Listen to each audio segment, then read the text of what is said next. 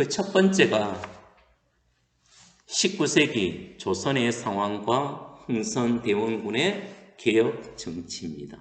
여러분들은 교과서를 한번 같이 갖고 펼쳐보면서 선생님의 설명을 듣고 교과서도 한번 확인하고 하면 좋겠습니다.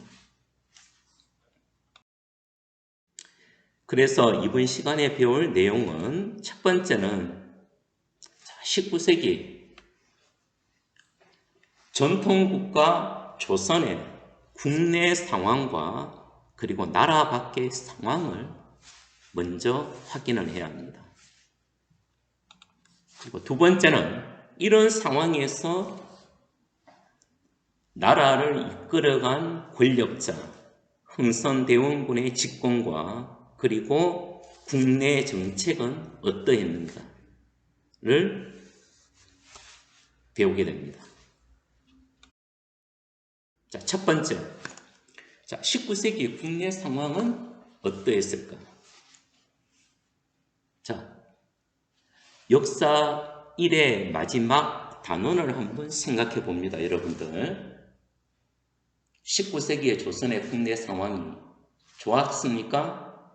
아니면 혼란스러웠습니까?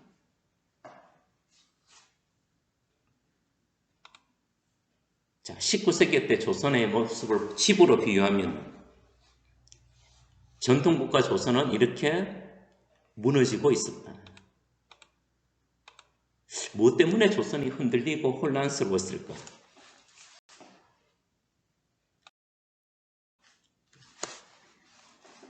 나라를 이끌어가는 정치가 무너졌죠.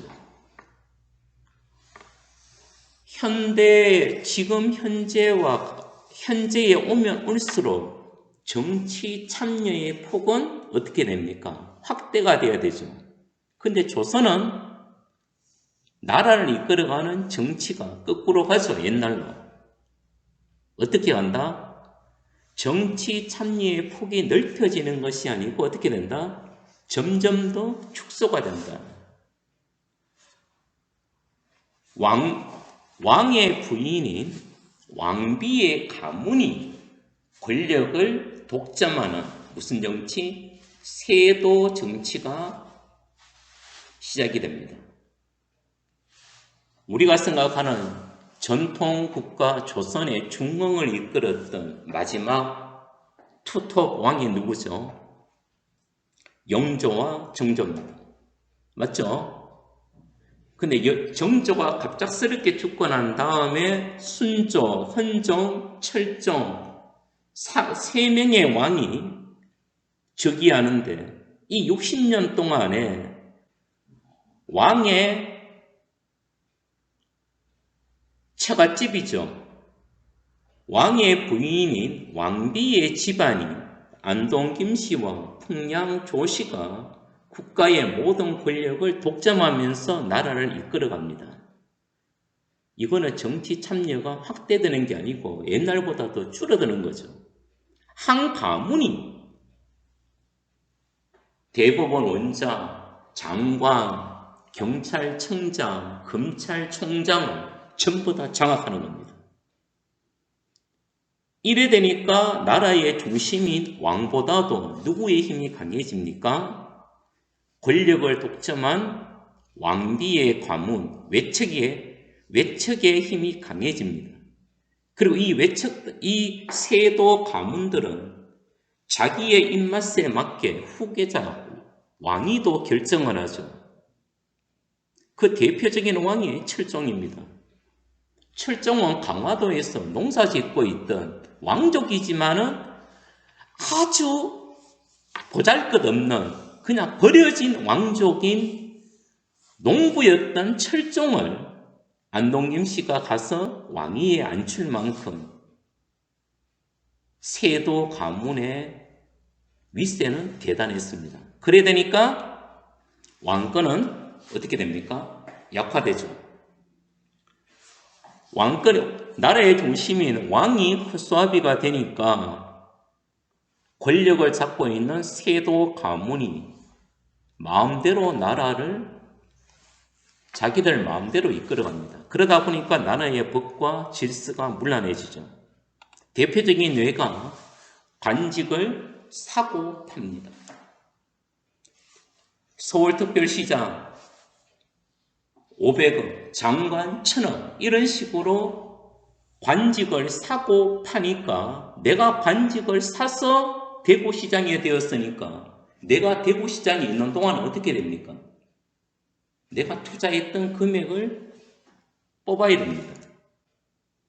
그럼 이것은 누구에게 뽑습니까? 백성들에게 부담이 갈 수밖에 없습니다. 그럼 백성들에게 함부로 뺐느냐? 어떻게 하겠습니까?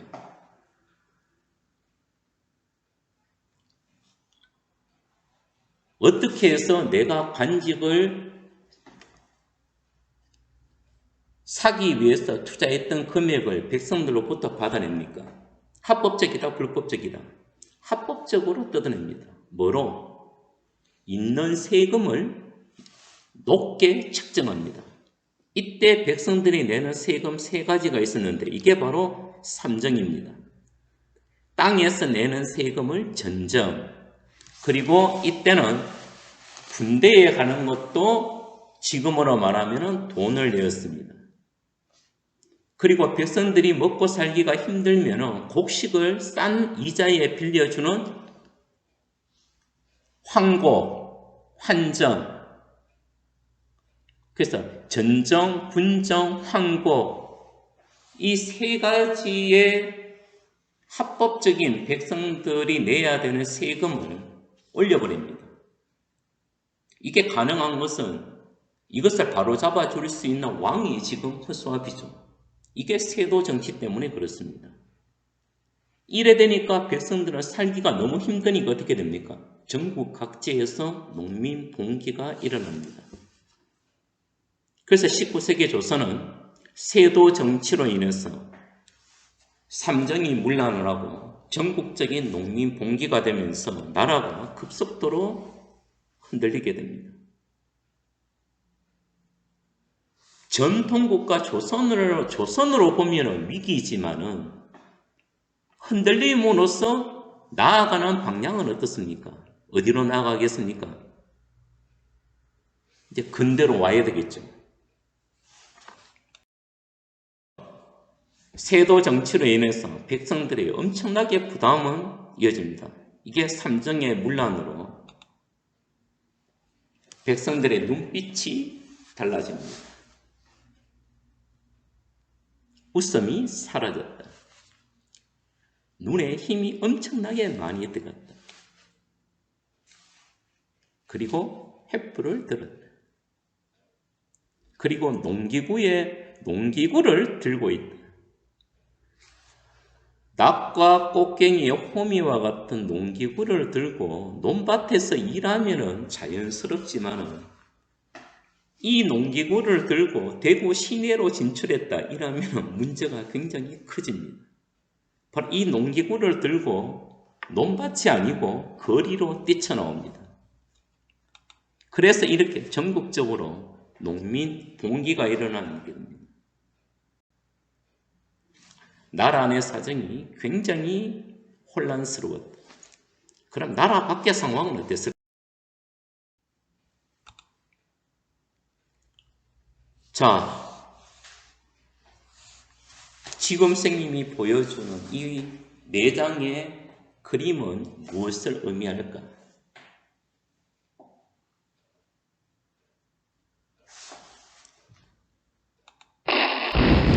자, 18세기에 아시아는 아직까지 농사만 짓고 있는 시대에 18세기에 서양은 벌써 기계화인 산업혁명에 성공을 합니다.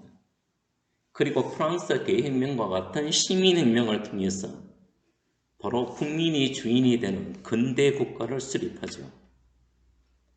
그리고 상품의 원료와 그리고 상품을 팔 수 있는 시장을 개척하기 위해서 아시아와 아프리카를 식민지로 만들기 위해서 침략합니다. 그래서 여러 개의 나라를 지배하는 뭐가 됩니까? 로마 제국과 같은 제국을 제국주의로 가게 됩니다. 대표적인 나라가 영국, 프랑스죠. 영국과 프랑스를 비롯한 서양의 각국 나라들이 제국이 되기 위해서 아시아와 아프리카를 식민지로 삼기 위해서 침략을 하고 있는 시대입니다. 이런 상황에서 우리나라에 이렇게 나라 바깥에 많은 이양선이 나타나게 됩니다. 나라 안에서는 어떤 일이 벌어졌습니까? 세도 정치로 삼정의 문란으로 백성들이 전국 각지에서 농민 봉기를 일으키면서 못 살겠다, 나라를 바꾸어 보자, 이런 혼란스러운 상황입니다. 그래서 백성들이 머리 좀 식히려고 바닷가에 가서 머리나 좀 식힐까 딱 가보니까 아이고야, 가보니까 이거 한 번도 볼 수 없었던 이상한 모양의 배들이 나타났다. 모양이 다른 배를 이양선이라고 합니다. 그리고 그 배에 탔던 인간들도 보니까 한 번도 본 적이 없는 이상한 놈들이다. 몸에 털이 많고 얼굴도 노란색이고. 나라 안의 상황이 답답해서 바닷가에 갔는데 바닷가에 가보니까 외국의 배들이 수시로 출몰하고 있다. 특히 아시아의 중심이었었던 이런 배들이죠. 우리가 갖고 있는 전통 배들은 어떤 배들입니까? 그냥 노를 젓는 배들입니다. 그래서 이때 역사 기록에도 보면은 이렇게 올해 여름부터 이양선이 경상도, 전라도, 황해도, 강원도, 함경도, 오도에 몰래 나타났다. 쫓아가려 해도 따라갈 수가 없다. 따라갈 수가 없죠. 왜? 우리는 노를 젓고 얘들은 석탄이라는 전기성인데 그 숫자를 헤아릴 수가 없었다. 특히 아시아의 중심이었었던 청나라는 벌써 아편전쟁으로 영국한테 초토화가 됐습니다. 그리고 우리 옆에 있던 일본도 미국에 의해서 문이 열린 상황입니다. 바로 우리나라 양쪽에 있던 청과 일본이 영국과 미국을 비롯한 서양에 의해서 벌써 초토화가 된 상황입니다. 이 서양 세력은 청과 일본을 발판으로 해서 바로 우리나라로 향하고 있는 겁니다. 특히 1860년에 가장 주목하는 나라가 바로 러시아입니다. 러시아가 청나라로부터 지금의 연해주 블라디보스톡을 얻으면서 우리나라와 국경을 맞대고 되었습니다. 러시아가 그 전까지만 해도 우리나라는 중국, 일본밖에는 없습니다. 서양이라고 해봐야 말로만 들었지 그냥 멀리 있는 존재라고 생각했는데 이 서양의 강력한 나라였던 러시아가 바로 우리나라 국경선을 마주하게 된 겁니다. 나라 안에서는 세도 정치와 삼정의 문란, 농민 봉기로 극도로 혼란스러운 가운데서 이제 러시아가 우리나라로 들어오려고 하고 있고 청과 일본을 초토화시켰던 영국과 미국을 비롯한 서양도 이제 마지막 남은 우리나라로 들어오려고 하는 이런 상황이었습니다.